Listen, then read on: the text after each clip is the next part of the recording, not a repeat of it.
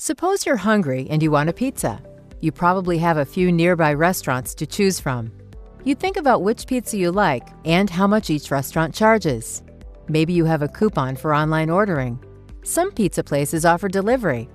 All of these factors affect your decision about where to buy. Someone in the role of marketer influenced the quality of the pizza's ingredients, the price, the options for pickup and delivery, and promotions like the coupon, all of which influence your final choice. They don't just make it up, though. There are tools a marketer uses to get customers to choose their product, specifically the product offering, price, distribution, and promotion. Of course, the major influence on any buyer's decision to purchase is the product or service itself.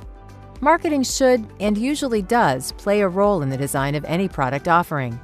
This is the core tangible product, plus its price options, plus any services offered.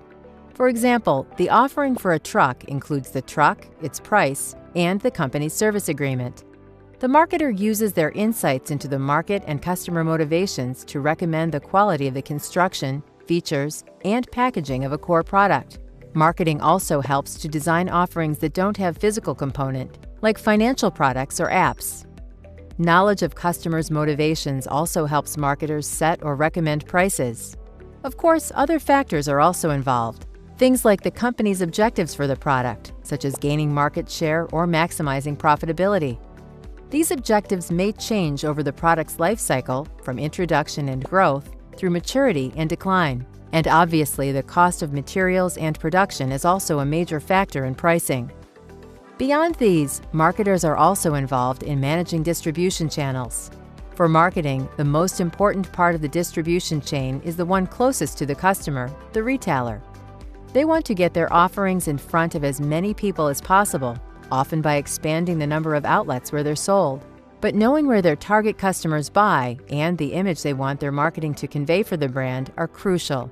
Does this new jacket belong in a discount shop or high-end store? It's probably not both. Knowing how and where to sell a well-designed product at the right price gets you a long way toward making the sale. But marketers also need to develop a promotional strategy. These are the basic tools and techniques the company will use to communicate information about its products and then persuade customers to buy them.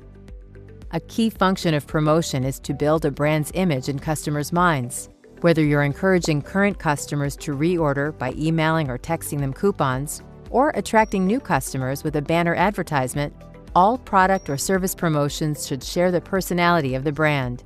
Think of Pepsi's concerted efforts to connect their products with young people by highlighting youth-oriented products like Mountain Dew. Online marketing and e-commerce can blur the lines between a product offering, pricing, distribution, and promotion. In the past, marketers had limited options for reaching their potential customers. TV and radio, newspapers and magazines, maybe a billboard along the highway. Now their options are many: print, digital, broadcast, streaming, or all of them. Each have their audiences, and all have their costs and advantages. The marketer's guidepost in this complex landscape is understanding how and why their targeted customer decides to buy, and then using it to their company's best advantage.